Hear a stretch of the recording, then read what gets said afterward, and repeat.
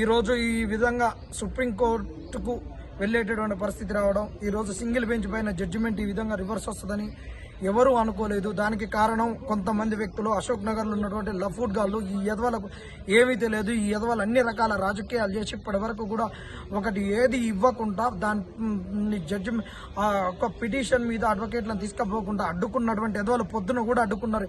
ఈ లఫూట్ గాళ్ళని తన్నండి, వీళ్ళు వెనుకున్న వాళ్ళని కూడా ఈడ్చి తన్నండి.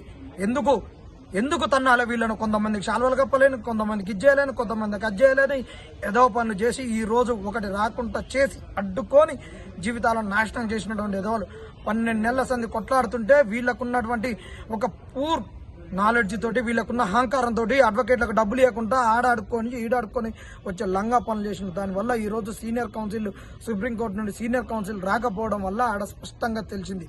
గోరుతో పోయేది గొడ్డల దాకా తీసుకొచ్చేటట్టు చేశారు. చేతికి దొరికిన చేపను చెరలో వదిలిపెట్టినట్టు చేసినటువంటి ఎదవల్ని ఉరికిచ్చి తనని మేము పడేటటువంటి కష్టం ఈ ఎదవలకు కనిపించలేదు.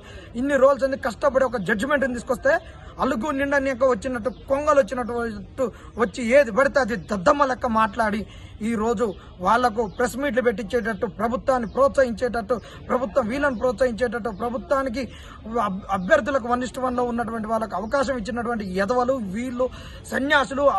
వాళ్ళ ఒక పిటిషనర్స్ కాదు, ఏది కాదు. వీళ్ళు మేమని చెప్పుకొని వచ్చినటువంటి వాళ్ళు ఈ ఎదవలకు ఎండుదన్నుగా ఉన్నటువంటి లంగాలను చాలా తన్నండి మీరు. ఇది అయిపోయింది. ఇలాంటి వాళ్ళు ఉన్నంతకాలం అశోక్ నగర్ ఇదే విధంగా ఆగిపోతే తెలంగాణ నిరుద్యోగులు ఆగమైపోతారు. కాంచి రేవంత్ రెడ్డి ఆగం చేస్తుంటే, ఈ సమాజాన్ని తెలంగాణను ఆగం చేస్తుంటే, ఈ పబ్లిక్ సర్వీస్ కమిషన్స్ కానీ రిక్రూట్మెంట్ బోర్డులను కానీ ఏది ప్రక్షాళన చేయకుండా ఈ విధంగా పోతుంటే ఇక నిరుద్యోగులు ఎంత గట్టిగా ఉండాలి చూడండి, ఆలోచించండి. ఎల్లనైనా కొంతమంది లంగాలు ఉంటారు, ఈ చెట్టు పేరు చెప్పి కాయలు అమ్ముకునేటటువంటి లఫంగులు ఉంటారు, ఏం తెలియని ఎదవలే దీనికి మూల కారకులు అయ్యారు. దయచేసి ఆలోచించండి. ఈ ఎదవల్ని ఏడ దొరికిన తన్నండి. రేపటి నుంచి వీళ్ళ పేర్లతో సహా బయటకు వస్తాం. మొత్తం దీనికి కారకులు ఎవరినో అందరినీ చిట్టాన్ని బయట పెడతాం. ఈ ఎదవల్ని ఉరికిచ్చి తన్నండి.